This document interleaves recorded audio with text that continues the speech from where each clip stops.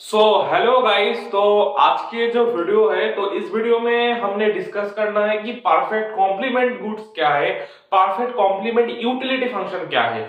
पिछले क्लास में जो दोनों क्लास था, 2 3 जो प्रीवियस क्लास था, जो क्लास 3 क्लास 4 क्लास 5 था, उसमें हमने डिस्कस किया था कि ओएल बिहेव यूटिलिटी फंक्शन क्या है और ओएल बिहेव यूटिलिटी फंक्शन के लिए ऑप्टिमल चॉइस क्या है।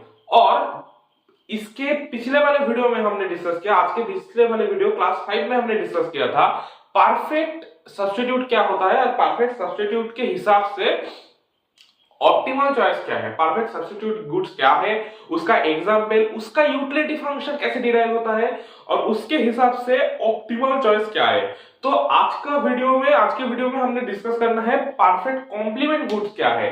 पहले मैं एक बता देता हूं, ओएल बिहेव जो परफेक्ट सब्स्टिट्यूट था उसका यूटिलिटी फंक्शन ये था, आप सबको पता ही है। और आज जो हमने स्टार्ट करना है, जो perfect complement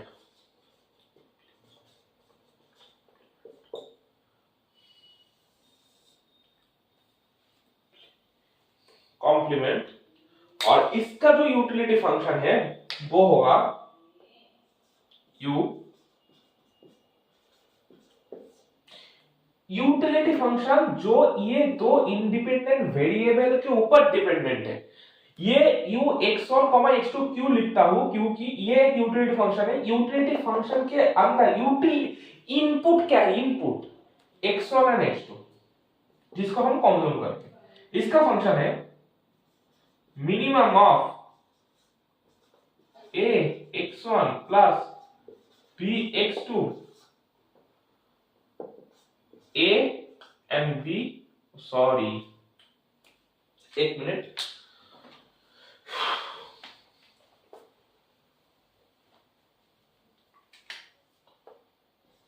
a and b greater than 0। तो परफेक्ट कॉम्प्लीमेंट के लिए हमारा यूटिलिटी फंक्शन है u equal to x1 x2 equal to minimum जो ax1, सॉरी b नहीं, प्लस नहीं होगा, यहाँ पे प्लस नहीं है, थोड़ा सा मैं रिमूव कर देता हूं, ये होगा यहाँ पे ax1 bx2। ओके, तो ये यूटिलिटी फंक्शन कैसे आ रहा है, इसका एग्जांपल ये प्रॉपर मैं आपको इस वीडियो में समझाने वाला हूं। तो वीडियो को अच्छे से पूरा देखना और हर एक टॉपिक को धीरे धीरे समझना। मैं धीरे धीरे पढ़ाऊंगा, पिछले वाला वीडियो थोड़ा सा फास्ट हो गया था, मैं अभी धीरे धीरे आपको समझाऊंगा। टाइम ज्यादा लग सकता है, मगर वीडियो को स्किप करके फास्ट फॉरवर्ड करके मत देखो। आप धीरे धीरे कॉन्सेप्ट को बिल्ड करो, ओके। और जब कॉन्सेप्ट बिल्ड हो जाएगा उसके बाद सारा क्वेश्चन आपको सब इजी लगेगा। फास्ट कब करना है, फास्ट फास्ट चलना है हमको एग्जाम पे, और पढ़ाई के टाइम में, वीडियो देखने के टाइम पे हमको धीरे धीरे चलना है, ओके। चलो,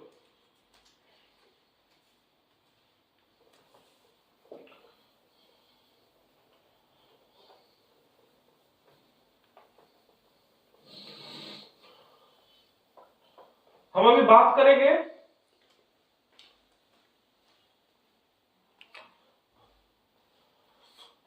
बात करेंगे कि परफेक्ट कॉम्प्लीमेंट। तो परफेक्ट कॉम्प्लीमेंट को पहले हेडलाइन कर देते हैं एक बार।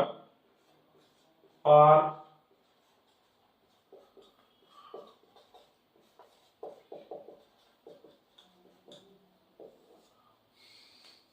तो परफेक्ट कॉम्प्लीमेंट का एग्जांपल पहले दे देते हैं। देखो, हमने इसके पहले जब परफेक्ट कॉम्प्लीमेंट सुना हो गया, अगर आप ऑलरेडी परफेक्ट कॉम्प्लीमेंट क्या होता है इसको पहले स्टडी कर चुके हो या यूट्यूब से बाकी सारे वीडियो देखे हो, और अभी क्लास में, ट्यूशन में, अब टीचर से आप सुने होंगे कि हम एक जूता कभी यूज नहीं कर सकते।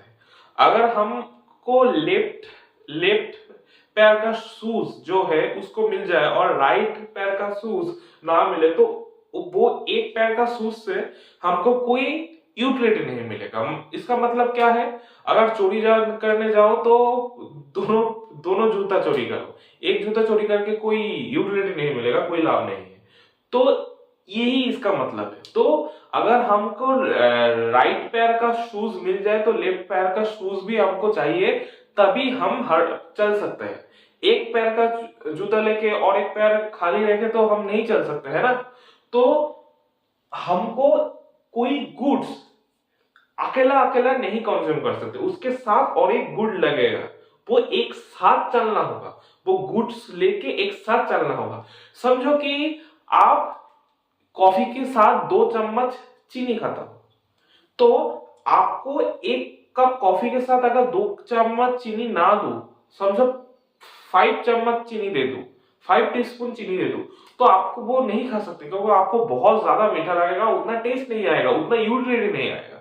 तो आप ऑल टाइम कोई एक बंदा है जो 1 कप कॉफी के साथ 2 कप 2 टीस्पून चीनी खाता है और 1 कप कॉफी के साथ 2 बिस्किट खाता है, तो उसको 1 कप कॉफी के साथ साथ पूरा 6 बिस्कुट दे दो, 7 बिस्कुट दे दो, तो उसका यूटिलिटी नहीं इंक्रीज होगा। तो हमको इसको एग्जाम्पल के साथ x1 x2 के साथ इस एग्जाम्पल को प्लॉट करना होगा। ओके, तो अभी लिख लेते हैं पहले x1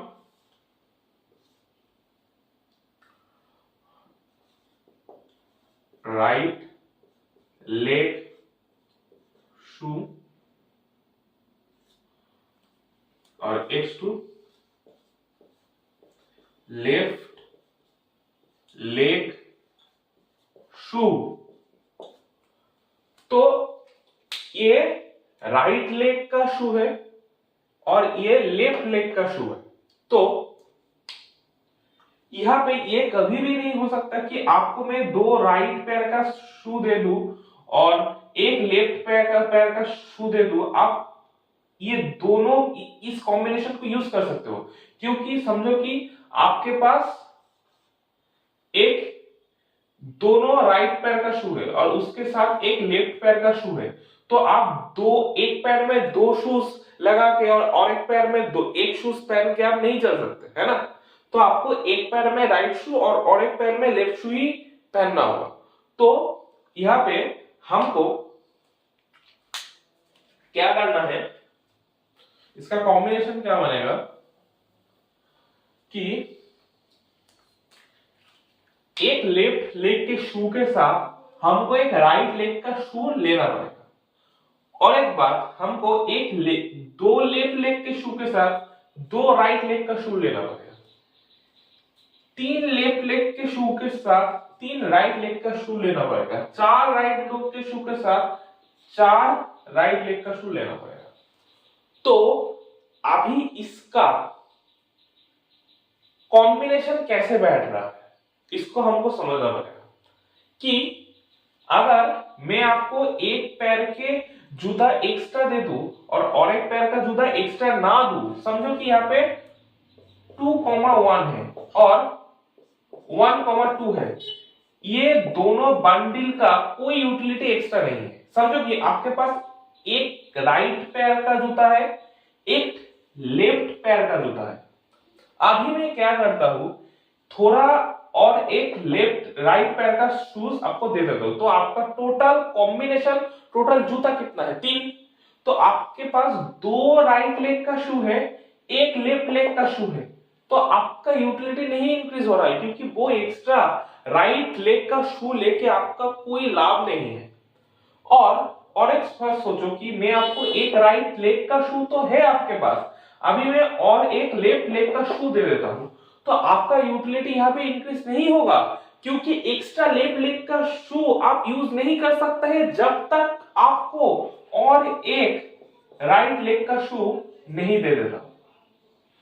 अब इसका यूटिलिटी इंक्रीज हो गया, क्योंकि आप दोनों राइट लेग का शू है, दोनों लेफ्ट लेग का शू है, और हर एक राइट लेग के शू के साथ और एक लेफ्ट लेग का शू है अवेलेबल है, और हर एक लेफ्ट लेग के शू के साथ एक राइट लेग का शू अवेलेबल है।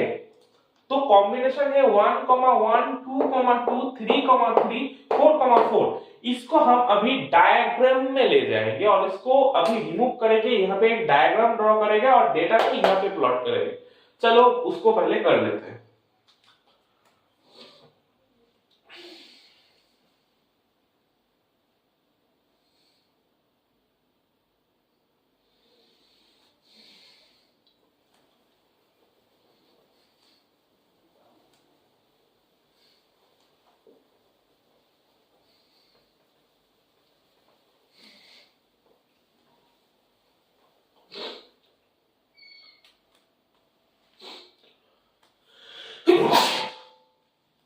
तो अभी हम क्या करेंगे कि यहां पे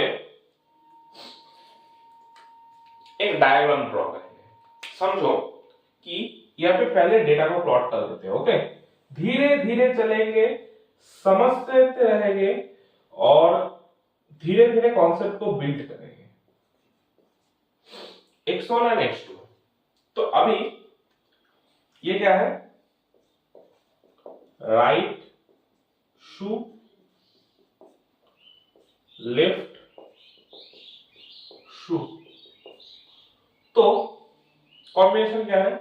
वन, एक राइट लेग के शू के साथ एक लेफ्ट लेग का शू, दो राइट लेग के शू के साथ दो राइट लेफ्ट लेग का शू, थ्री राइट लेग के शू के साथ थ्री लेफ्ट लेग का शू, फोर राइट लेग के शू के साथ फोर राइट लेग का शू।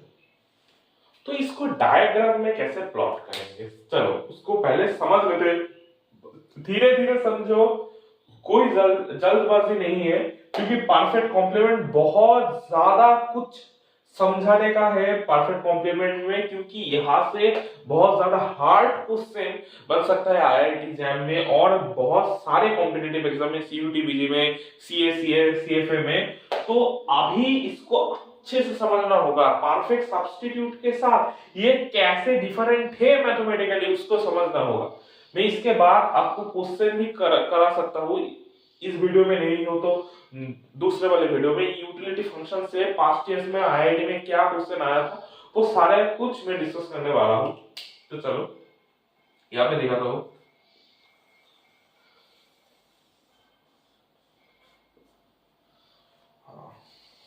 तो ये है x1 और यहाँ पे है x2। चलो अभी डायग्राम ड्रॉ होगा, ठीक है? यहाँ पे समझो कि यहाँ पे एक पॉइंट है वन। ओके, यहाँ पे एक पॉइंट है टू, पॉइंट है three, four, five, one,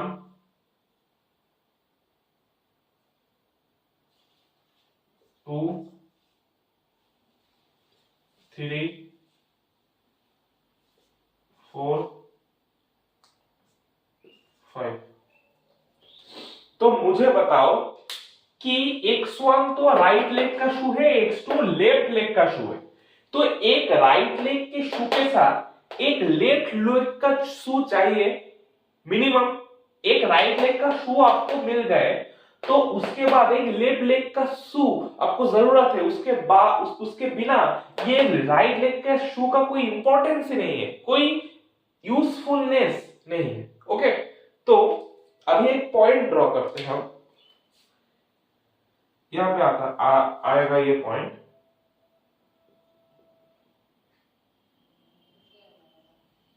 okay,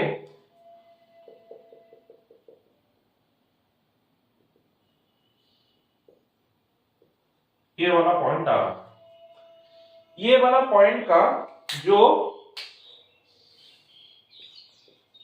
है 1,1। इसके बाद नेक्स्ट जो पॉइंट आ रहा है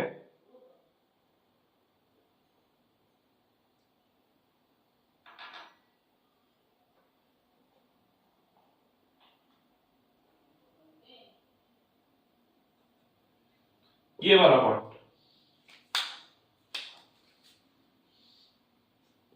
2,2। उसके बाद आ रहा है, मैं 3 को ड्रॉ करके ऊपर लेके जाता हूं,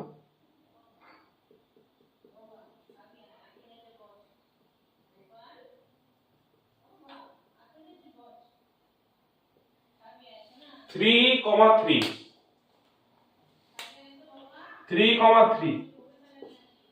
3,3 आ रहा है यहाँ पे। तो अभी 3,3 यहाँ पे आ रहा है।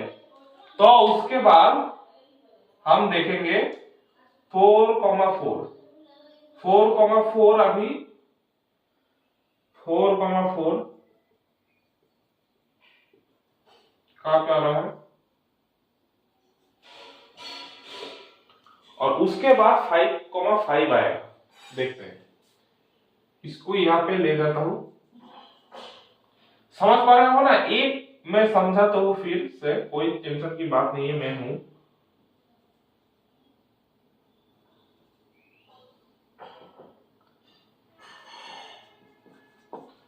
तो एक राइट लेग के शू के साथ एक लेफ्ट लेग का शू चाहिए, दो राइट लेग के शू के साथ दो लेफ्ट लेग का शू चाहिए, तीन राइट लेग के शू के साथ तीन लेफ्ट लेग का शू चाहिए, चार राइट लेग के शू के साथ चार लेफ्ट लेग का शू चाहिए, पांच राइट लेग के शू के साथ पांच लेफ्ट लेग का शू चाहिए। तो इसके बाद हम इसको एक पॉइंट से लेके जाएंगे, ठीक है? चलो,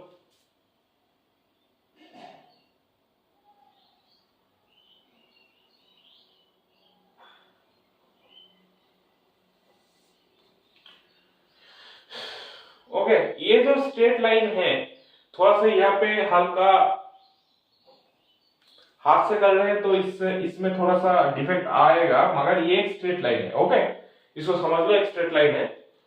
और ये स्ट्रेट लाइन होने के बाद ये जो पॉइंट है, इस पॉइंट में क्या डिनोट कर रहा है? ये जो लाइन है, ये लाइन क्या डिनोट करेगा? ये लाइन डिनोट करेगा कि हर एक पॉइंट में जब इस पॉइंट से इस पॉइंट में जाएगा, इस पॉइंट से इस पॉइंट में जाएंगे, इस पॉइंट से इस पॉइंट में जाएंगे, तो हमारा यूटिलिटी इंक्रीज हो रहा है।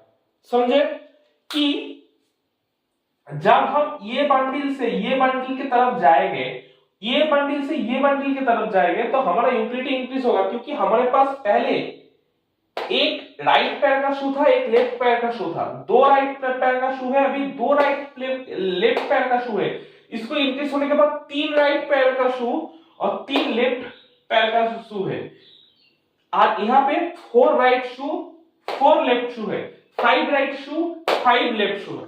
तो हमारा यूटिलिटी इंक्रीज हो रहा है, मगर ये भी हो सकता है और एक कॉम्बिनेशन हो सकते हैं। समझो कि हमारे पास एक राइट पैर का शू था, अच्छे से समझना, और एक लेफ्ट पैर का शू था। अभी क्या हो रहा है, मैं ये कंज्यूमर आप है, समझो कि ये जो कंज्यूमर है ये आप है। मैं आपको आपके बर्थडे में एक एक्स्ट्रा राइट पैर का शूज गिफ्ट करता हूं। ओके, तो आपका क्या यूटिलिटी इंक्रीज होगा? नहीं होगा, क्योंकि एक्स्ट्रा राइट पैर का शूज लेके आप क्या करोगे? आपके पास क्या एक्स्ट्रा लेफ्ट पैर का शूज है? नहीं है। आपके पास एक्स्ट्रा राइट पैर का शूज नहीं है, तो आपको अगर मैं आपके बर्थडे में और एक एक्स्ट्रा राइट पैर का शूज दे भी दूं, तो इससे आपका कोई यूटिलिटी इंक्रीज नहीं होगा। इसको आपको समझना पड़ेगा। तो उसका पॉइंट मैं मार्क करता हूं यहां पे, ये है ये पॉइंट 1,2 यहां पे आपका यूटिलिटी इंक्रीज नहीं हो रहा है। उसके बाद और एक राइट पैर का शूज दे देता हूं, लेफ्ट पैर का शू नहीं दे रहा हूं। और एक दोस्त था कि आपके बर्थडे में और एक राइट पैर का शू दे देता, यहां पे 1,3।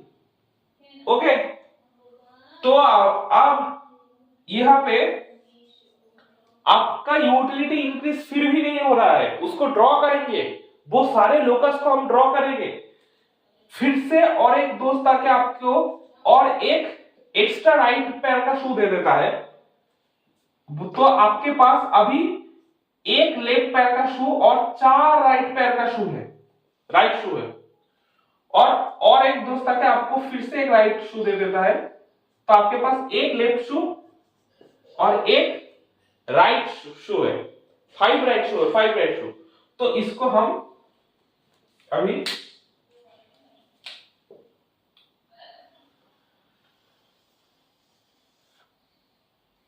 ओके, तो ये था। अभी इस सारे पॉइंट में क्या हो रहा है देखो, पहले आपके पास एक राइट शू एक लेफ्ट शू था, आपके बर्थडे में मैंने एक्स्ट्रा और एक राइट शू दे दिया, तो आपका जो टोटल शूज है वो 3 है। मगर आपके पास एक लेफ्ट शू और 2 राइट शू है, एक्स्ट्रा एक राइट शू लेके आप क्या करोगे, आपका यूटिलिटी नहीं इंक्रीज होगा। फिर से हर एक दोस्त आके आपको और एक राइट शू दे देता है, तो आपका यूटिलिटी इंक्रीज नहीं हो रहा है। फिर एक राइट शू देता है, फिर भी आपका यूटिलिटी नहीं इंक्रीज होगा। फिर एक राइट शू देता है, फिर से आपका यूटिलिटी नहीं इंक्रीज होगा। ओके, क्योंकि आपके पास एक लेफ्ट शू है, अभी आपको और एक और 4 लेफ्ट शू लगेगा, उसके बाद आपका यूटिलिटी, ये जो एक्स्ट्रा राइट शू है उसका यूजफुलनेस आएगा। मगर आपको ये 4 राइट शू का कोई यूज केस ही नहीं है, क्योंकि आप सिर्फ राइट शू तो नहीं पढ़ सकते हैं, राइट शू तो नहीं इस्तेमाल कर सकते। तो आपको ये लाइन में आप रहोगे अगर मैं आपको सिर्फ राइट शू देते ही रहूं। मगर आपका नेक्स्ट बर्थडे में समझो, और आपके बर्थडे खत्म होने के 2 दिन बाद मैं फिर क्या किया, मैं आपका जो प्रॉब्लम है, आपका यूटिलिटी नहीं इंक्रीज हो रहा है, इसलिए आपको फिर से एक लेफ्ट शू दे देता हूं। तो आप कौन सा वाले पॉइंट में रहोगे, वो अब तो उस टाइम में आप इस पॉइंट में आ जाओगे, मगर उसको अभी दिमाग से हटा दो। अभी क्या हो रहा है, दूसरा वाला केस हो रहा है। समझो कि आप अभी इस पॉइंट में ही हो, 1,1 में ही हो, आपके पास एक राइट शू है एक लेफ्ट शू है, मगर अभी मैं और आपका दोस्त मिलके आपको कोई राइट शू नहीं देंगे आपके बर्थडे में। हम क्या करेंगे कि आपके बर्थडे में मैं आया आपके बर्थडे में, और उसके बाद मैंने आपको एक्स्ट्रा लेफ्ट शू दे दिया, तो आप कौन से वाले पॉइंट में रहोगे, यस इस पॉइंट में 2,2। तो 2,2 नहीं 2,1, ओके 1,2 1,2 1,2 सॉरी एक गलती हो गया है, यहाँ पे थोड़ा सा डायग्राम में गलती है मेरा ही।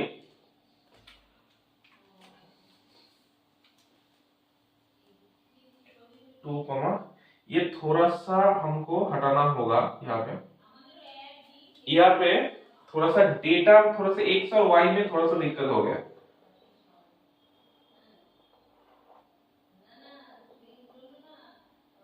एक्स और वाई में थोड़ा सा दिक्कत हो गया है। देखो अभी क्या हुआ, आपको एक एक्स्ट्रा राइट शो मिला, तो आप वो तो यहाँ पे 2,1 होगा, 2,1 3,1 4,1 5,1, क्योंकि फिर से मैं बता रहा हूं, पहले आपके पास एक राइट शू एक लेफ्ट शू था, उसके बाद फिर से मैंने आपको एक राइट शू दे दिया, तो आपके पास टोटल राइट शू क्या है, 2 राइट शू एक लेफ्ट शू 2,1, और एक राइट शू दे दिया, तो आपके पास कितना राइट शू है 3,1, 3 राइट शू एक लेफ्ट शू और एक राइट शू दे दिया 4,1, एक 4 राइट शू एक लेफ्ट शू और एक राइट शू दे दिया, आपके पास टोटल कितना राइट शू है 5,1, 5 राइट शू एक लेफ्ट शू। तो आपका यूटिलिटी तो नहीं इंक्रीज हो रहा, आपके पास सिर्फ राइट शू आ जा रहा है, आपका यूटिलिटी इंक्रीज नहीं हो रहा है, क्योंकि एक्स्ट्रा 4 राइट शू लेके आप क्या करोगे। उसके बाद देखो मैंने क्या किया, अभी आप 1,1 में हो, आपको अभी राइट शू इंक्रीज नहीं कर रहा हूं, सिर्फ लेफ्ट शू इंक्रीज करूंगा। देखो एक लेफ्ट शू दे दिया, तो आपके पास कितना राइट शू है, एक राइट शू 2 लेफ्ट शू। उसके बाद फिर से आपको और एक क्या दे दिया, ये लेफ्ट शू दे दिया, तो आपके पास टोटल 3 लेफ्ट शू एक राइट शू है, और उसके बाद फिर से आपको एक और एक लेफ्ट शू दे दिया, तो आपके पास क्या होगा, ये जो डायग्राम में मैं थोड़ा सा लिखने में थोड़ा सा गलती कर देता हूं, स्पीड में आपको समझाने के लिए थोड़ा सा, थोड़ा सा इंटरचेंज हो जा रहा है, रुको एक मिनट। यहाँ पे होगा 1,3, जो ये वाला गलती हुआ था पहले यहाँ पे। तो फिर से आपको और एक लेफ्ट शू दे रहा हूं, तो आपके पास एक राइट शू और 4 लेफ्ट शू होगा। और उसके बाद अगर आपको फिर से और एक दोस्त आके आपके बर्थडे में और एक राइट शू दे देता है, तो आपके पास एक लेफ्ट शू दे देता है, आपके पास एक लेफ्ट राइट शू, एक लेफ्ट शू होगा। फिर से समझा देता हूं, और इस सारे पॉइंट को हम कनेक्ट करेंगे।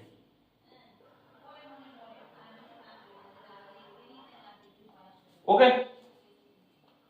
तो समझो, अच्छे से समझो कि जब आप 1,1 पॉइंट में रहोगे, उसका मतलब क्या है, आपके पास एक राइट शू एक लेफ्ट शू है, एक राइट शू एक लेफ्ट शू है।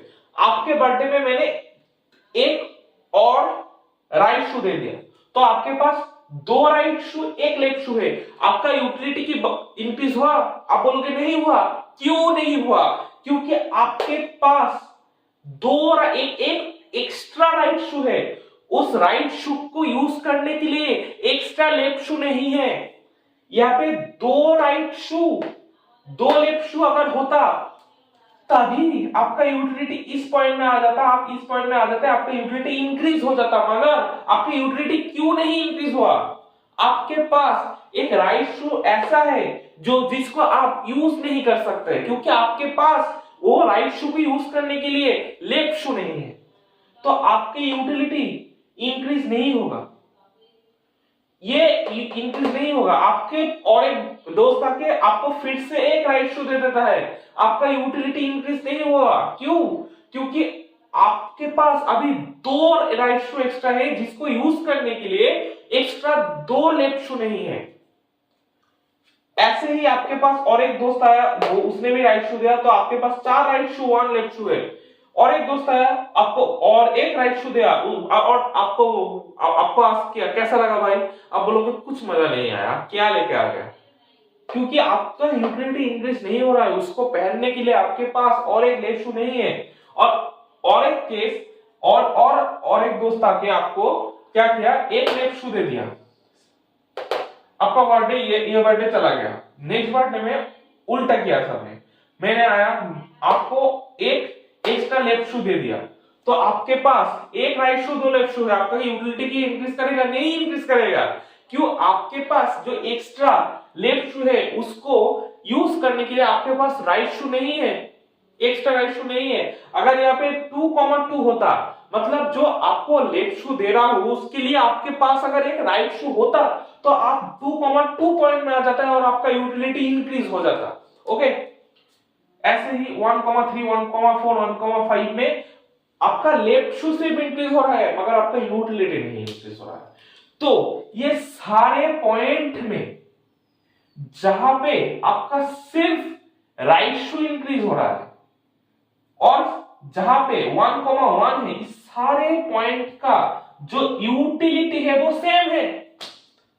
और ऊपर वाला जो पॉइंट है उसमें आपका लेफ्ट शू का नंबर सिर्फ इंक्रीज हो रहा है, मगर आपका यूटिलिटी में कोई फर्क नहीं आ रहा, कोई इंक्रीज नहीं आ रहा।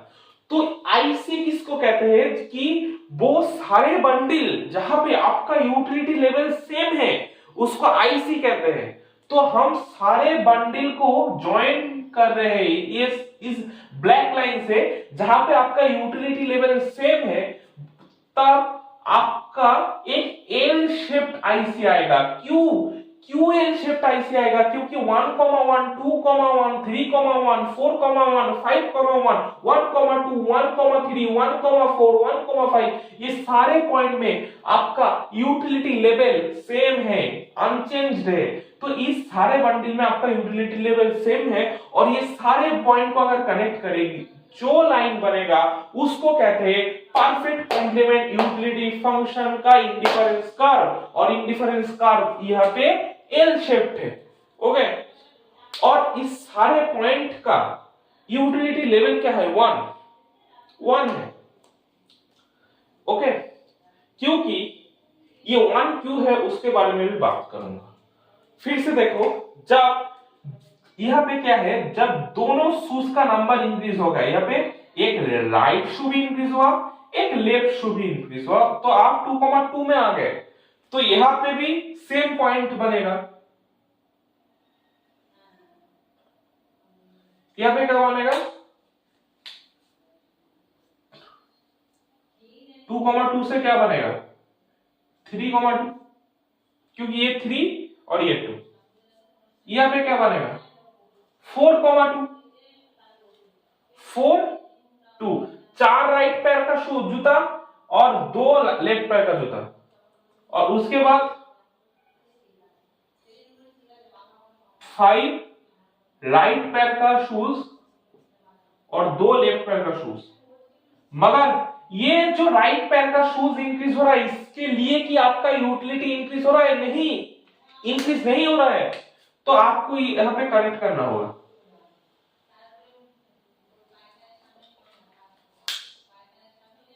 तारपर यहाँ पे और एक केस देखो कि जब यहाँ पे 2,2 है और एक्स्ट्रा लेफ्ट शूज आपको मिल जाए, तो आपका यूटिलिटी की इंक्रीज होगा 2,2 से।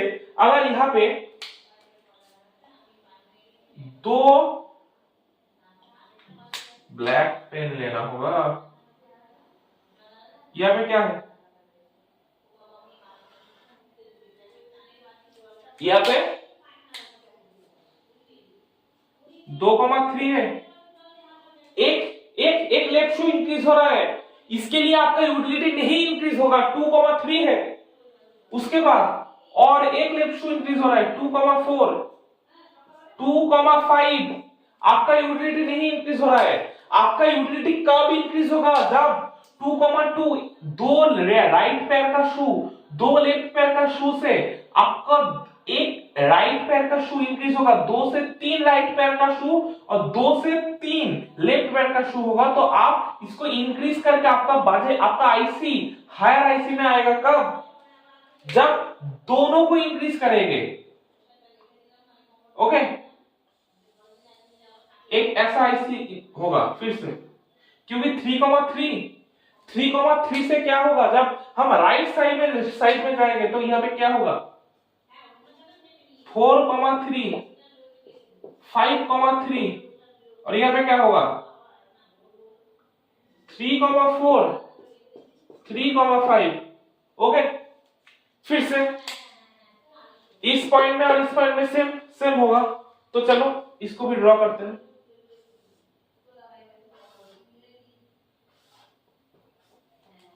सॉरी, यहाँ पे एक स्ट्रेट लाइन होगा।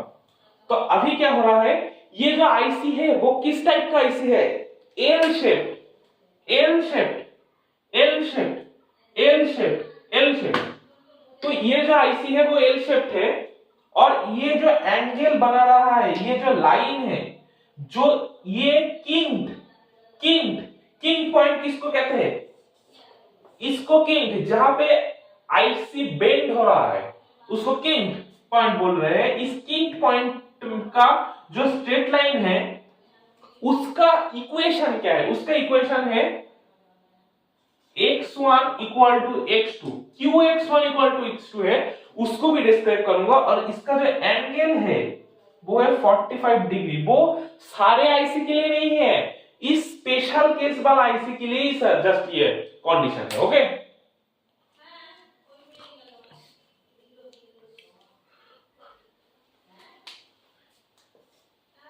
$45 degree, x1 equal to x2। Okay, तो अभी ये कैसे आ रहा है, x1 इक्वल टू x2, इसको डिस्क्राइब करूंगा। चलो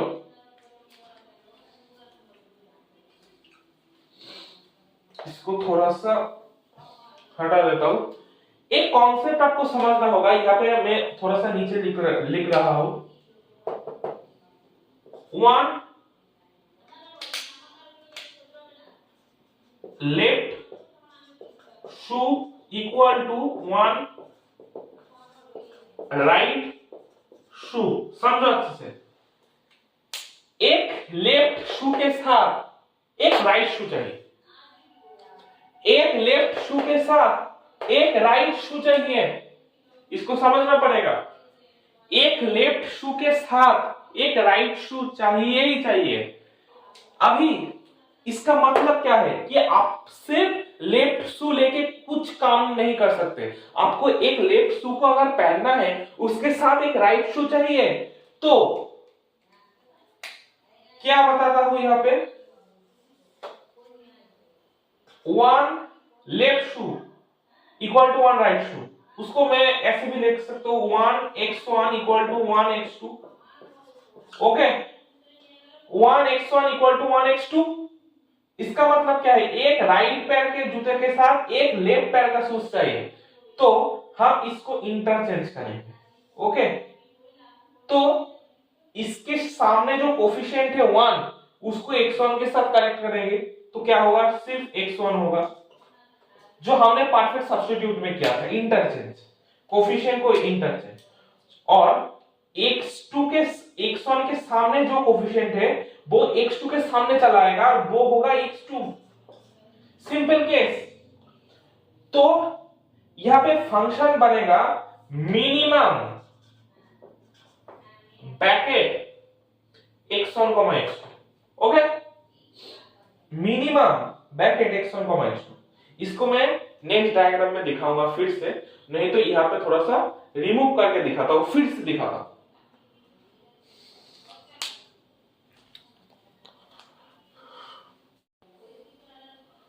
तो हमने अभी देखा क्या कि परफेक्ट सब्स्टिट्यूट का एग्जांपल क्या होता है, आईसी का शेप क्या होता है, एल शेप। और एल शेप आईसी में हमने अभी समझना है कि ये जो लाइन है वो x1 इक्वल टू x2 क्यों आ रहा है, और इसका यूटिलिटी फंक्शन क्या होगा। फंक्शन स्पेसिफिक, परफेक्ट कॉम्प्लीमेंट का जो स्पेसिफिक फंक्शन है, स्पेसिफिक केस, कि एक राइट पैर के जूते के साथ एक लेफ्ट पैर का जूता लगेगा, एक राइट पैर के शूज के साथ एक लेफ्ट पैर का शूज लगेगा।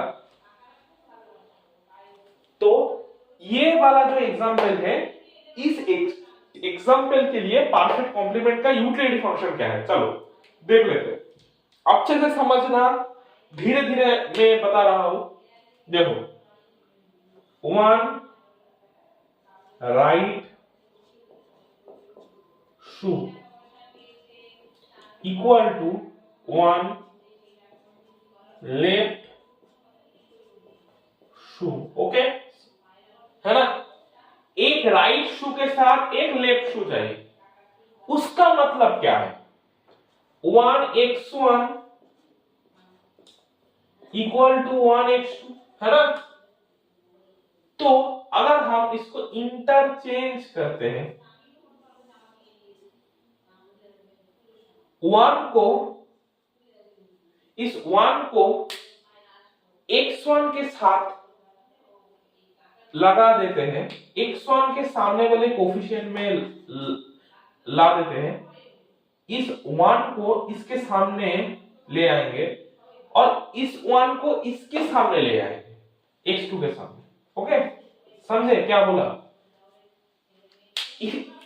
अभी इसके दोनों के सामने 1 है, तो आपको इसका यूज केस नहीं समझ में आ रहा है, मगर परफेक्ट सब्स्टिट्यूट जिसने भी पढ़ा होगा उस लोगों को ये अच्छे से समझ में आ गया कि क्यों ये हो रहा है, क्यों ये इंटरचेंज हो रहा है। ओके, ये एक शॉर्टकट है, नहीं तो आप फंक्शन को गलत लिख के आओगे। ओके, आपका फंक्शन काम नहीं करेगा।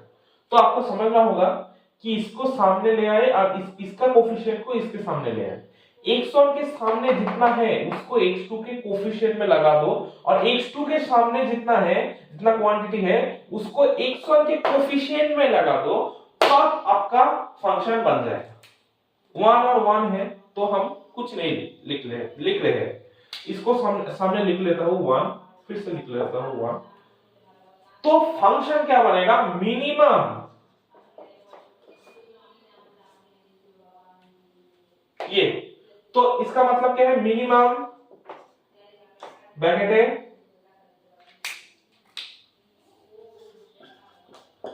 x1, x2। ओके, तो ये है हमारा utility function, perfect complement in case of 1 left shoe equal to 1 right shoe. Okay, इस एग्जांपल के लिए ये फंक्शन बनेगा। ओके,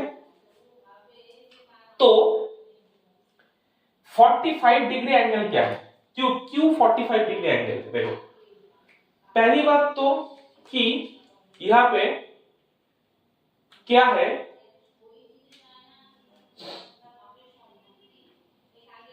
ये क्या है कि देखो यहां पे अगर 1 इंक्रीज करूंगा, एक राइट पैर का शूज इंक्रीज करूंगा, तो हमको और एक लेफ्ट पैर का शूज इंक्रीज करना होगा, है या नो?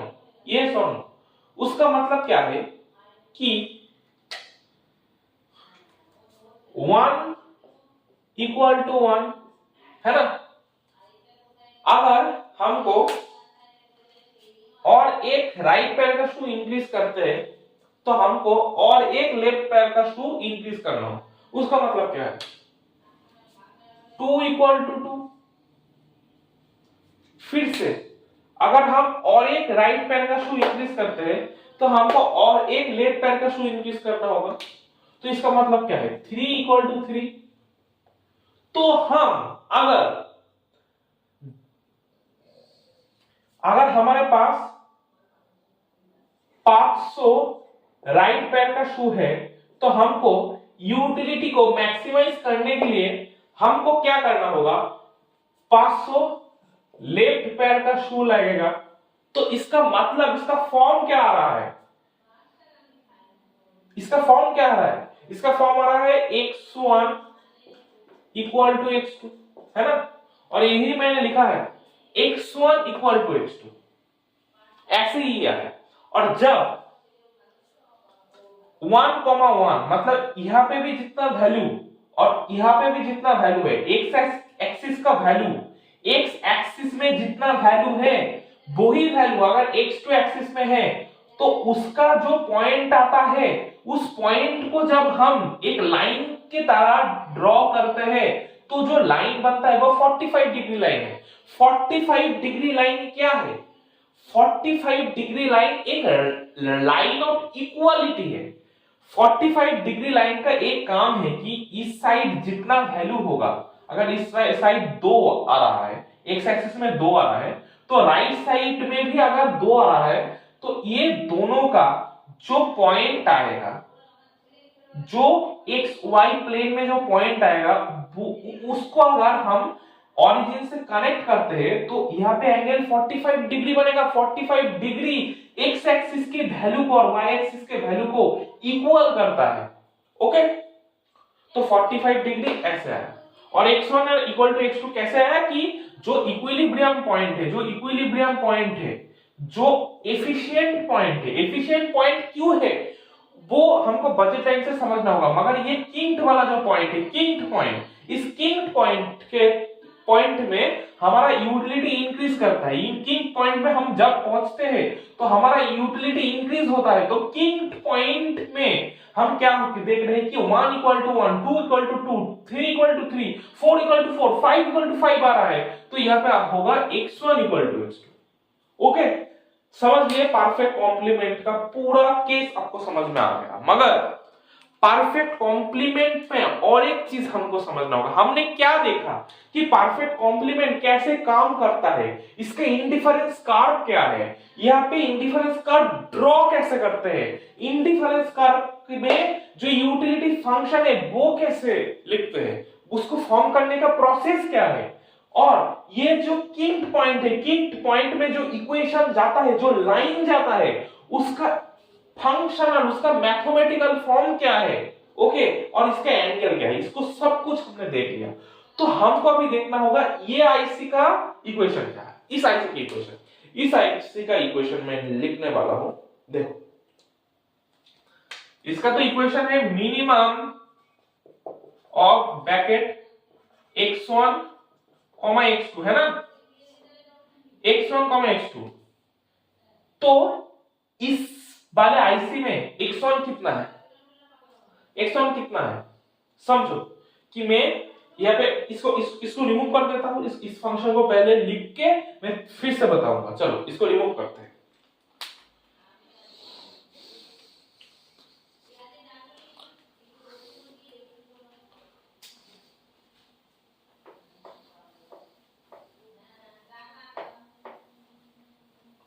इसको रिमूव करते हैं। हाँ, यहाँ पे मैं लिखूंगा, देखो हमारा फंक्शन क्या है, minimum of x1, x2। Okay, तो अभी इस पॉइंट को पुट करो, ये जो जो जो पॉइंट है इस आईसी के ऊपर, जो जो पॉइंट लाई कर रहा है फर्स्ट आईसी के ऊपर, वो पॉइंट को हम चेक करते हैं। चलो चेक करते हैं, चेक इट। मिनिमम ऑफ 1, 1, ये इस पॉइंट का हम वैल्यू, यूटिलिटी का जो यूटिलिटी का वैल्यू नहीं, ये इस जो पॉइंट है इस पॉइंट में कार्डिनल नंबर को हम मेजर करेंगे। जो कार्डिनल नंबर है, यूटिलिटी फंक्शन कोई वैल्यू नहीं बताता, यूटिल का यूटिल्स म्यूटिल्स नहीं बताता, वो एक बंडल को एक नंबर देता है। हाँ सही कहा, पहले वाला जो क्लास है, class 3, class 2, class 1, class 2, class 3 में जो बताया था यूटिलिटी फंक्शन का क्या काम है। यहाँ पे जो कार्डिनल वैल्यू आएगा, एक और एक में मिनिमम क्या है, एक 2, 1। चलो इसको लिख लेते हैं, मिनिमम ऑफ 2, 1। इसमें छोटा कौन सा वाला है, 1 छोटा है तो 1। Minimum of 5, 1। चलो मिनिमम ऑफ 5, 1 क्या आएगा, 1। मिनिमम क्या है, मिनिमम वैल्यू यहाँ पे 1, 3। मिनिमम ऑफ 1, 3 क्या होगा, 1 और 3 में छोटा कौन सा वाला है, 1। तो ये सारे पॉइंट और ये सारे पॉइंट में जो यूटिलिटी का कार्डिनल वैल्यू आ रहा है वो है 1। तो जो फंक्शन बनेगा मिनिमम ब्रैकेट के अंदर x1, x2, उसका वैल्यू भी 1 आएगा। ये है फंडा, ये फंडा। आपको हर एक पॉइंट को यूटिलिटी फंक्शन के अंदर पुट करने के बाद देखना होगा कि यूटिलिटी का कार्डिनल नंबर क्या आ रहा है। ओके, उसके बाद हम इस वाले आईसी को देख लेते हैं, ये वाला जो आईसी जो हायर आईसी है 2, 2। चलो इसको रिमूव करते हैं, 2, 2 को चेक करते हैं।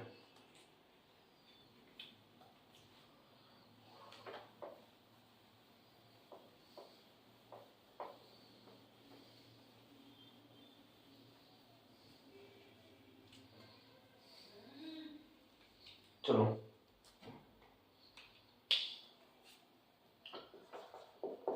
मिनिमम हो क्या है, x1, x2। तो पहले इस पॉइंट को टेस्ट करते हैं। चलो मिनिमम ऑफ 2, 2 क्या आएगा, 2। ये वाले पॉइंट को चेक करते हैं। चलो 4, 2 आप समझ पा रहे हो ना मैं क्या बोलने का कोशिश कर रहा हूं कि 4, 2 में छोटा क्या है, 2। तो ये सारे पॉइंट का 3, 2 में छोटा कौन, 2। 5, 2 में छोटा कौन, 2। यहाँ पे 2, 3 छोटा कौन, 2। 2, 4, 2, 5 ले लेता हूं। चलो 2, 5 छोटा कौन, 2। तो ये सारे पॉइंट का जो कार्डिनल वैल्यू आ रहा है वो 2 है। तो यहाँ पे यूटिलिटी फंक्शन क्या होगा, इस वाले आईसी का, इसका यूटिलिटी फंक्शन होगा minimum x1, x2 equal to 2। इसका कार्डिनल वैल्यू है 2 और इसका कार्डिनल वैल्यू है 1। तो यहाँ पे यूटिलिटी का लेवल ऑफ यूटिलिटी नहीं बताता, यहाँ पे यूटिलिटी का लेवल ज्यादा है, कितना है ये नहीं बता रहा, मगर बता रहा है यहाँ पे ज्यादा तो है। ये एक हायर आईसी है, ये एक लोअर आईसी है, वो इसके कार्डिनल नंबर से पता चल जा रहा है। तो ये इसका फंक्शन। तो हमने क्या अभी सीखा उसको अच्छे से समझो कि हमको पहले देखा परफेक्ट कॉम्प्लीमेंट का एग्जांपल क्या है, राइट पैर का शूज, लेफ्ट शू, राइट शूज, लेफ्ट शू, और उसको हमने प्लॉट किया डायग्राम में, कॉन्सेप्ट के साथ प्लॉट किया, आपको सब समझाया मैंने, कॉन्सेप्ट के साथ प्लॉट किया। और उसके बाद हमने देखा कि इंडिफरेंस कर्व कैसा आ रहा है। Okay, L shape. और उसके बाद किंग पॉइंट से हमने एक लाइन ड्रॉ किया जहां पे हमारा यूटिलिटी इंक्रीज होता है। एफिशिएंट पॉइंट है, ये सारे एफिशिएंट पॉइंट है, किंग पॉइंट। और इस पॉइंट का इक्वेशन को हमने ड्रॉ किया। इक्वेशन क्या है, x1, x2, x1 equal to x2, क्योंकि यहाँ पे जितना 1 है, यहाँ पे 1 equal to 1, 2 equal to 2, 3 equal to 3 आ रहा है, तो x1 इक्वल टू x2। और जब एक्स एक्सिस का वैल्यू और राइट एक्सिस का वैल्यू सेम आ जाता है तो वो जो इक्वालिटी लाइन है उसको 45 डिग्री लाइन कहते हैं, तो एंगल 45 डिग्री होता है। और हर एक आईसी के जो बंडल्स है, हर एक आईसी में जो बंडल लाई कर रहे हैं वो सारे बंडल को हमने यूटिलिटी फंक्शन के ऊपर रख के टेस्ट करा कि हर एक आईसी का यूटिलिटी लेवल क्या है। इस आईसी का कार्डिनल यूटिलिटी जो कार्डिनल नंबर है वो है 1 और इसका यूटिलिटी नंबर है 2। तो इसका मतलब क्या है, this is a higher IC, this is a lower IC, और यहाँ पे क्या आएगा 3, मिनिमम वैल्यू आएगा 3। ये इससे भी हायर आईसी होगा, ये इससे भी हायर आईसी होगा, ये इससे भी हायर आईसी होगा। ओके, समझ गए? तो इसको रिमूव करूंगा और आपको समझाने वाला हूं कि एमआरएस क्या है। हमने सब कुछ पता कर लिया, आईसी क्या है, आईसी का इक्वेशन क्या है, आईसी का लेवल क्या है, आईसी का शेप क्या है, आईसी का किंग पॉइंट क्या है, किंग पॉइंट का इक्वेशन क्या है जो स्ट्रेट लाइन जा रहा है। मगर हमको पता करना होगा आईसी का, ये आईसी का एमआरएस का है। एमआरएस जब तक हमको पता नहीं चलेगा, मार्जिनल रेट ऑफ सब्स्टिट्यूशन जब हमको पता ही नहीं होगा तो हम ऑप्टिमल चॉइस कैसे निकालेंगे। याद करो, वेल बिहेव्ड और परफेक्ट सब्स्टिट्यूशन में क्या क्या था, ये एमआरएस निकला था, एमआरएस निकला था। उसके बाद बजट लाइन के साथ, बजट लाइन के प्राइस रेशियो के साथ इक्वल करके उसके बाद हमने सॉल्यूशन को निकाला। तो हमको पहले एमआरएस चेक करना होगा ब्रो। तो एमआरएस चेक करते हैं। चलो हम इसको पहले इस वाले पोर्शन को रिमूव कर देते हैं। अगर आपको स्क्रीनशॉट लेना होगा तो स्क्रीनशॉट ले लो। ओके, चलो तो हम अभी देखेंगे कि जो परफेक्ट कॉम्प्लीमेंट यूटिलिटी फंक्शन है, परफेक्ट कॉम्प्लीमेंट का जो यूटिलिटी फंक्शन है और परफेक्ट कॉम्प्लीमेंट का जो गुड्स है, तो उसमें जो आईसी होता है वो एल शेप होता है। तो अभी इसको हम पता कर चुके हैं। तो हम देखेंगे कि ये जो आईसी है इसका एमआरएस क्या है। तो एमआरएस इसका बहुत ही ट्रिकी है, ठीक है। तो जब हम वेल बिहेव्ड स्टडी कर रहे थे, जब हम परफेक्ट सब्स्टिट्यूट को स्टडी कर रहे थे, तो वो उतना ज्यादा डिफिकल्ट नहीं था। मगर यहाँ पे थोड़ा सा ट्रिकी है, तो आपको समझना पड़ेगा कि कैसे हम एमआरएस को डिफाइन करेंगे। पहले देखते हैं जो आईसी का ये वाला पोर्शन है, ठीक है, ये वाला पोर्शन है, समझो ये जो एक्स एक्सिस के साथ हॉरिजॉन्टल पोर्शन है, ठीक है।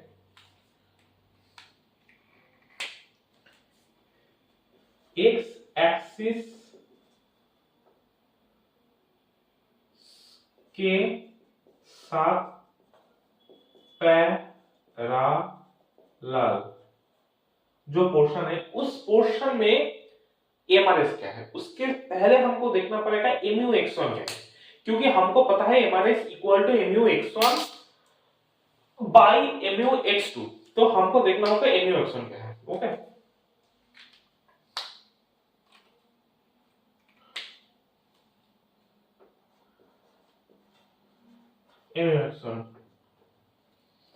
MU x one. अब मुझे बताओ ये वाला जो पोर्शन है जो एक्स एक्सिस के साथ पैरेलल है, ये वाले पोर्शन में एमयू एक्स1 क्या है।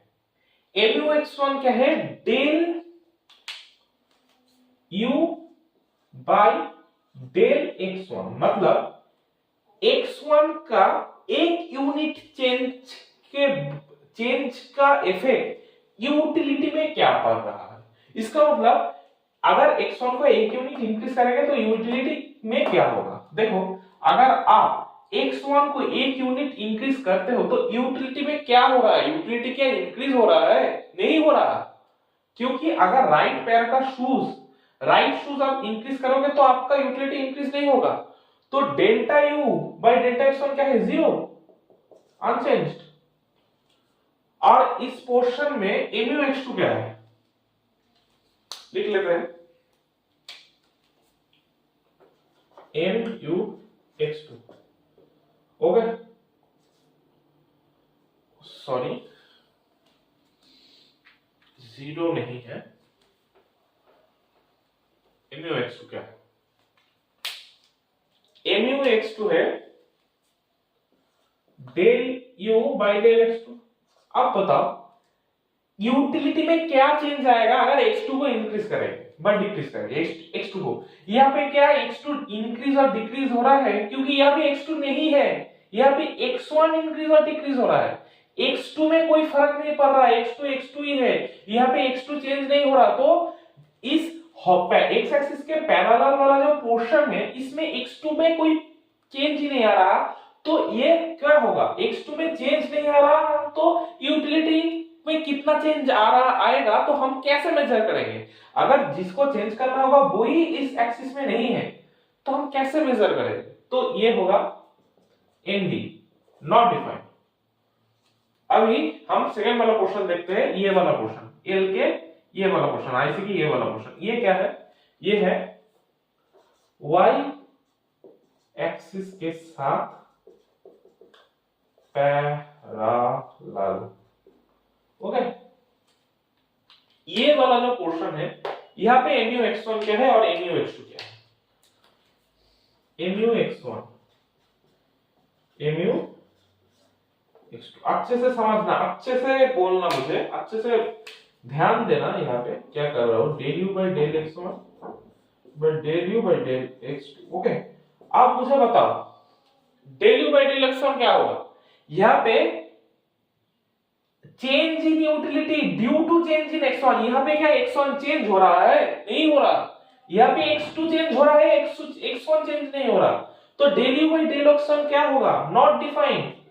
लाइक यहाँ पे MUX2 चेंज नहीं हो रहा है तो MUX2 क्या होगा? Not defined. यहाँ पे x1 चेंज नहीं हो रहा है तो उसके लिए यूटिलिटी में कितना चेंज हो रहा है हम पता नहीं कर सकते, तो नॉट डिफाइंड। मगर यहाँ पे क्या चेंज हो रहा है? यहाँ पे चेंज हो रहा है क्या? यहाँ पे x2 चेंज हो रहा है, x2 के चेंज हो रहा है। x2 क्या है? लेफ्ट शूज इंक्रीज हो रहा है, उसके लिए क्या आपका यूटिलिटी इंक्रीज कर रहा है? नहीं कर रहा। तो MUX2 क्या है? 0। तो हमारे जो आईसी के दोनों पार्ट है एक्स एक्सिस के साथ पैरेलल, ये वाला जो सेक्शन है यहाँ पे x1 चेंज हो रहा है मगर यूटिलिटी में कोई भी चेंज नहीं आ रहा, तो MUX1 क्या होगा? 0। यहाँ पे MUX2 क्या होगा? MUX2 में x2 चेंज ही नहीं हो रहा है इस पोर्शन में, तो MUX2 होगा नॉट डिफाइंड। ये वाला जो पोर्शन है, ये वाला पोर्शन में क्या है कि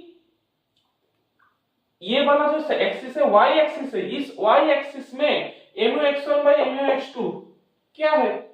नॉट डिफाइंड। MUX1 क्या है? नॉट डिफाइंड, क्योंकि इस वाले पोर्शन में x2 चेंज ही नहीं हो रहा। तो हम MUX1 चेंज नहीं हो रहा, MUX1 चेंज नहीं हो रहा, तो हम नहीं पता कर सकते कि x1 चेंज के वजह से एक यूटिलिटी में क्या चेंज आएगा, तो यह नॉट डिफाइंड होगा। और MUX2 होगा यहाँ पे 0, क्यों कि यूटिलिटी में क्या चेंज आएगा? Due to change in x2, ये 0 होगा क्योंकि x2 तो चेंज हो रहा है, लेफ्ट पैर का लेफ्ट शूज इंक्रीज हो रहा है मगर यूटिलिटी में कोई चेंज नहीं हो रहा। तो टोटल में मोरल ऑफ द स्टोरी क्या है? MUX1 यहाँ पे MUX1 0, MUX2 नॉट डिफाइंड है, यहाँ पे MUX1 0 और MUX2 नॉट। MUX1 फिर से बताता हूं, यहाँ पे MUX1 0, MUX2 नॉट डिफाइंड, यहाँ पे MUX1 not defined, MUX2 0। Okay, तो हमको देखना पड़ेगा यहाँ पे यूटिलिटी फंक्शन क्या है। तो इसको थोड़ा सा रिमूव करते हैं, ये वाले पोर्शन को। तो मुझे बताओ कि इस वाले पोर्शन में MRS क्या है?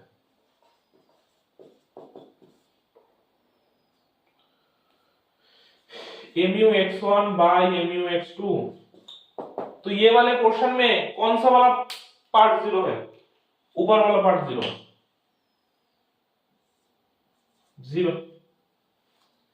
और ये वाला पार्ट क्या है? नॉट डिफाइंड, ND, तो ये क्या होगा? 0। और ये वाले पोर्शन में, नीचे वाला पोर्शन में क्या है?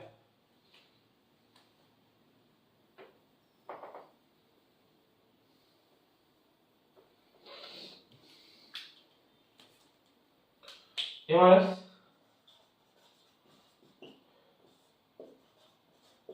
MUX1 by MUX2। अब मुझे बताओ ये वाले पोर्शन में क्या हो रहा है? mu x1 नॉट डिफाइंड और mu x2 0, mu x2 0, तो क्या होगा इंफिनिटी। तो ये वाला जो पोर्शन है यहां पे क्या होता है, यहां पे होता है MRS इंफिनिटी। यहां पे देख लो अच्छे से, ये वाला जो पोर्शन है यहां पे mu x1 0 है, mu x2 नॉट डिफाइंड, तो 0 बाय नॉट डिफाइंड 0, ऊपर अगर 0 होगा तो वो 0 आ जाएगा। ये वाला पोर्शन में क्या है, mu x1 not defined, mu x2 0, तो MRS क्या होगा, not defined by 0 equal to infinity. अगर किसी नंबर को यहाँ पे नॉट डिफाइंड, कुछ तो होगा, कुछ तो वैल्यू होगा, उसको अगर 0 से डिवाइड करेंगे तो इंफिनिटी होगा। तो MRS इंफिनिटी, और यहाँ पे होता है MRS इक्वल टू 0, यहाँ पे MRS इक्वल टू 0। ओके, तो परफेक्ट कॉम्प्लीमेंट में हमने क्या पढ़ा कि परफेक्ट कॉम्प्लीमेंट क्या होता है, उसका एग्जांपल लेफ्ट शू राइट शू। और उसके बाद हमने स्टडी किया कि परफेक्ट कॉम्प्लीमेंट में ये जो आईसी है वो कैसा होता है, आईसी में ऑप्टिमल पॉइंट क्या है, किंग पॉइंट क्या है, ये वाला पॉइंट जिसके अलोंग साइड हम आईसी के किंग वाले पॉइंट को अगर ज्वाइन करें तो एक इक्वेशन निकलता है x1 इक्वल टू x2, ये वाले केस में। ओके, एक्चुअल जो इक्वेशन है वो है ax1 equal to bx2। Okay, ये a और b क्या है, ये a है यहाँ पे 1 और b है यहाँ पे 1। ओके, तो x1 equal to x2, angle बना था 45 डिग्री, और फंक्शन ड्रॉ करने का, फंक्शन को कैसे हम यूटिलिटी फंक्शन को बनाए उसका फॉर्मूला दिखाया कि जो कोफिशिएंट है उसको इंटरचेंज करना होगा, मिनिमम फंक्शन है। और उसके बाद x1 और x2 को सारे बंडल को इस फंक्शन में रख के हमने देखा कि किस आईसी में कितना कार्डिनल वैल्यू मिल रहा है, जहां पे कार्डिनल वैल्यू ज्यादा मिलेगा वो एक हायर आईसी में बिलोंग करेगा। जो ये वाला पॉइंट है, इस पॉइंट से हायर आईसी में बिलोंग कर रहा है, और वो दिख भी रहा है यहाँ से। ठीक है, एल शेप का आईसी है। और हमने देखा कि आईसी के जो ये वाला पोर्शन है जो एक्स एक्सिस के साथ पैरेलल, उस टाइम में ये mu x1 होता है 0, mu x2 होता है नॉट डिफाइंड, और इस वाले पोर्शन में जो y एक्सिस के साथ पैरेलल, उस वाले पोर्शन में होता है mu x1 not defined and mu x2 0। तो यहाँ पे क्या होगा, इस वाले पोर्शन के लिए MRS mu x1 by mu x2 0, और इस वाले पोर्शन में MRS इंफिनिटी। ओके, तो और एक एग्जांपल देखेंगे क्या, और एग्जांपल देख लेते हैं परफेक्ट कॉम्प्लीमेंट में। थोड़ा सा ये वाला एग्जांपल थोड़ा सा फास्ट में समझाऊंगा क्योंकि हमने बेसिक को कवर कर लिया, तो ये वाला नेक्स्ट एग्जांपल को हम देखते हैं। चलो,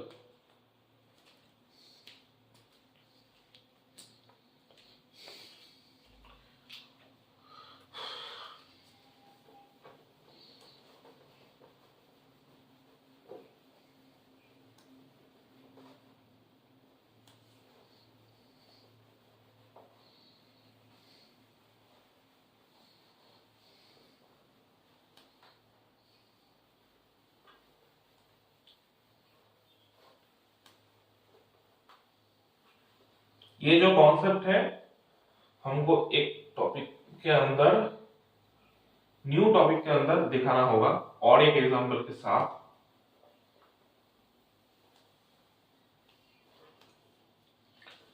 तो समझो कि एक कॉम्बिनेशन है कि 1 cup coffee with 3 spoon sugar. Okay, तो कॉफी क्या है x1 और शुगर क्या है x2। चलो इसको ड्रॉ करते हैं। ओके, तो यहाँ पे यूटिलिटी फंक्शन क्या होगा उसको तो हम ड्रॉ करेंगे। तो ये वाला जो 1 है वो इस साइड आ जाएगा, और ये वाला जो कोफिशिएंट है वो इस साइड आ जाएगा। ओके, इंटरचेंज याद करो, इंटरचेंज किया था। यहां पे होगा x1, यहां पे होगा x2, और इसको लिखेंगे 1 और इसको लिखेंगे 3, तो हमारा फंक्शन निकल के आएगा minimum of 3x1 x2। Okay, ये वाला फंक्शन आ गया। ये वाला फंक्शन हमारा परफेक्ट कॉम्प्लीमेंट का फंक्शन हो गया। तो इसको ड्रॉ करते हैं, इसको रिमूव करके ये फंक्शन को साइड में लेके जाके उसके बाद हमको इसको ड्रॉ करना होगा। चलो ड्रॉ करते हैं।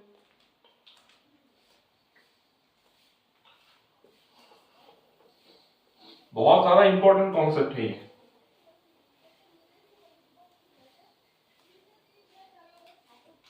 चलो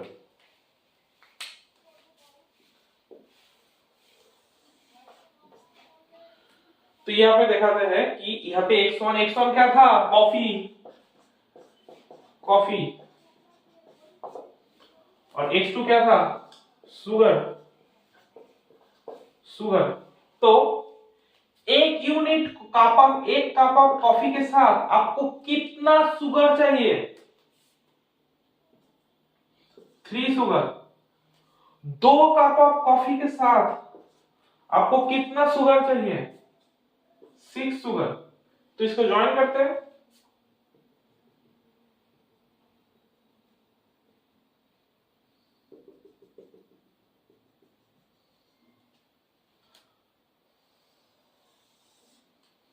ये वाला जो एंगल होगा वो 45 डिग्री से ज्यादा होगा। इसको मैं अच्छे से ड्रॉ करता हूं, थोड़ा सा अच्छे से ड्रॉ करता हूं। चलो एक काम करता हूं, इसको रिमूव कर देता हूं। चलो 1 मिनट, एग्जाम्पल ठीक ही है, थोड़ा सा और अच्छे से इस एंगल को दिखाना चाहता हूं।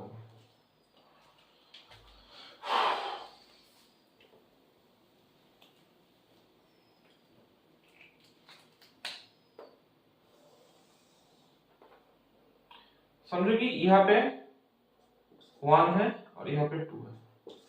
हाँ अब अच्छा रहेगा, अब आएगा डायग्राम अच्छे से। चलो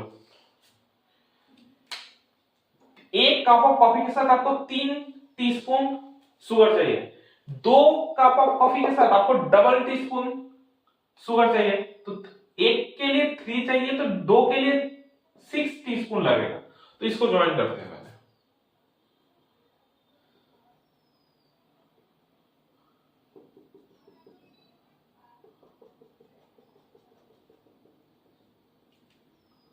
और इसके साथ कनेक्ट करता हूं।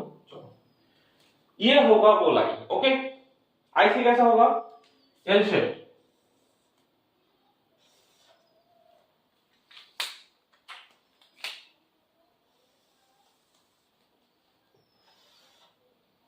L shape, okay.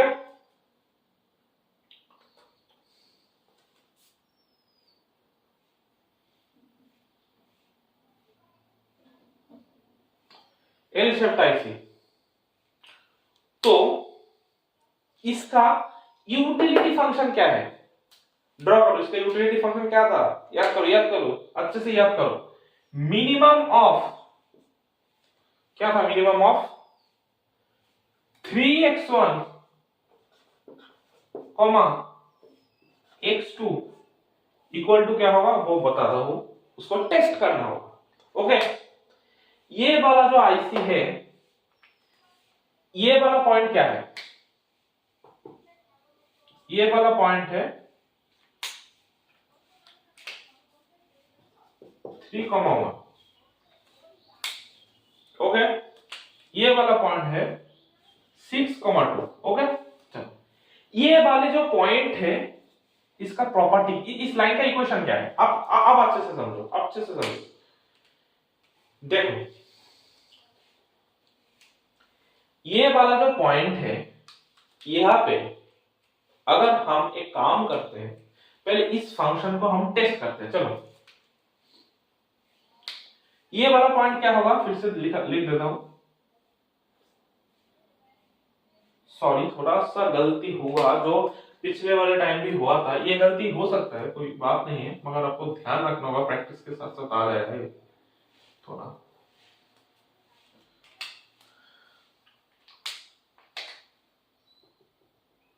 One comma 3 और यहाँ पे है 2,6। चलो हाँ हो गया। अभी यहाँ पे क्या होगा, 2,3 और यहाँ पे क्या होगा 1,6। चलो देखते हैं इस यूटिलिटी फंक्शन को टेस्ट करते हैं। Let's test this utility function. Minimum of 3x1, x2। Okay, तो यहाँ पे ये वाला पॉइंट पुट करो, मिनिमम ऑफ 3, 1, क्योंकि x1 का अगर 1 पुट करेगा तो 3 into 1 1 आता है, और यहाँ पे x2 3। मिनिमम क्या है 3 और 3 में मिनिमम क्या है 3, 2, 3। चलो इसको टेस्ट करते हैं। मिनिमम ऑफ 3 into 2 कितना है 6, और x2 कितना है 3, मिनिमम क्या है 3। ये वाला पॉइंट टेस्ट करते हैं। चलो मिनिमम ऑफ 1 into 3 क्या है 3, और x2 क्या है 6, 3। तो सारे पॉइंट का यूटिलिटी सेम आ रहा है, तो minimum of 3x1 equal to x2 कितना होगा, कार्डिनल वैल्यू 3। तो ये IC का कार्डिनल वैल्यू है 3। ये वाला IC का कार्डिनल वैल्यू कितना होगा, समझो कि यहाँ पे और एक पॉइंट होगा, नहीं जरूर यहाँ पे एक पॉइंट होगा,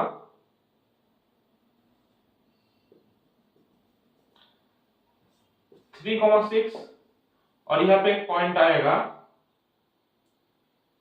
समझो 2,7। चलो ये 3 पॉइंट को हम टेस्ट करते हैं। चलो मिनिमम ऑफ 3x1, x2, ये तो बेसिक फंक्शन है हमारा, general function. Minimum of 2,6, 3 into 2 कितना है, और 6 तो कितना है 3 into 2 6, 6 कितना है मिनिमम 6, 3,6 कितना होगा मिनिमम ऑफ 3 into 3 कितना है 3 into 3, 3 into 3 कितना होगा 3 into 3 है होता है 9, 9, x2 6, 9, x2 होता है 6। तो यहाँ पे क्या है 6। मिनिमम 2,7, 2,7 क्या है 2,7, अच्छे से देखो 2,7 क्या है 3 into 2 क्या है 6, और x2 क्या है 7। तो मिनिमम ऑफ 6,7 क्या है, छोटा क्या है, छोटा यहां से यहाँ पे मिनिमम क्या है 6।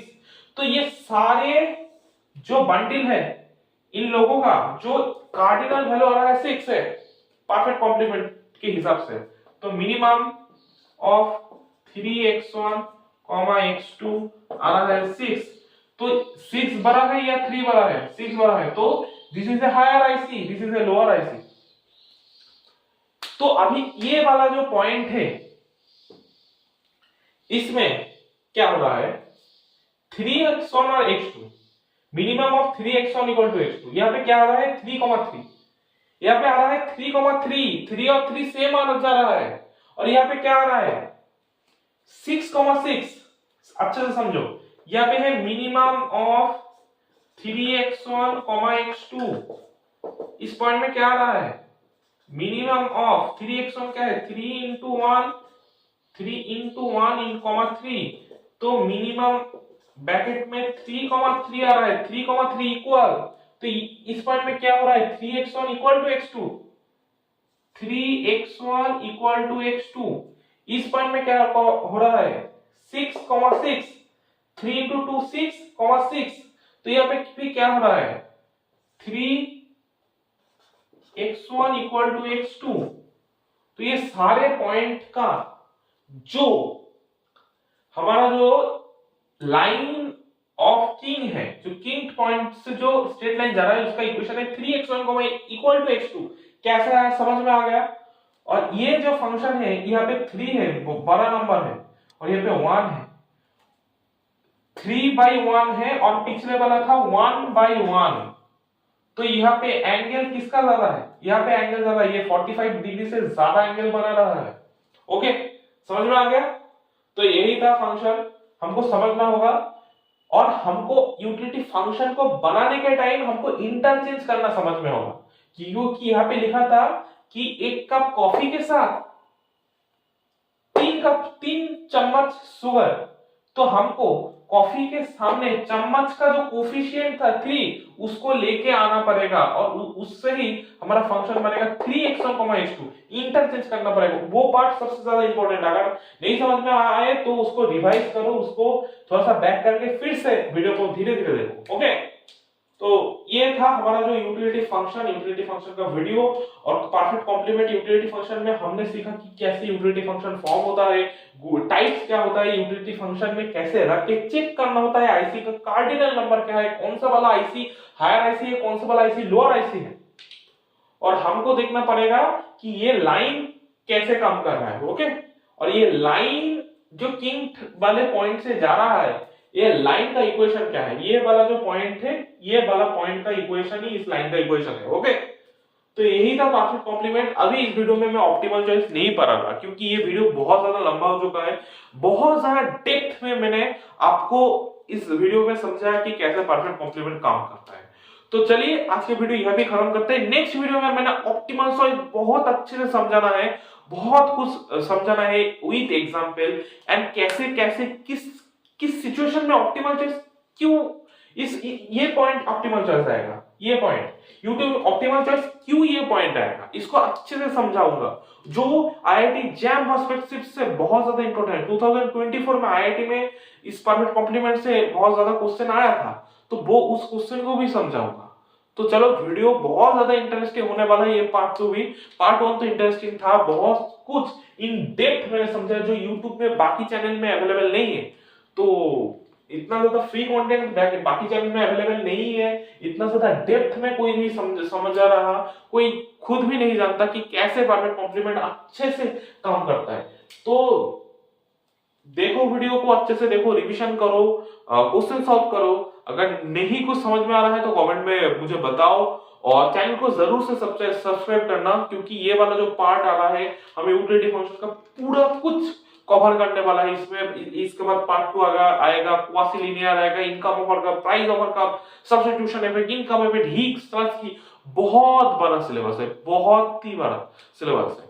तो सब्सक्राइब कर लो, अच्छा कंटेंट दे रहा हो, सब्सक्राइब कर लो, लाइक कर लो, कमेंट कर लो और दोस्तों के साथ शेयर कर लो।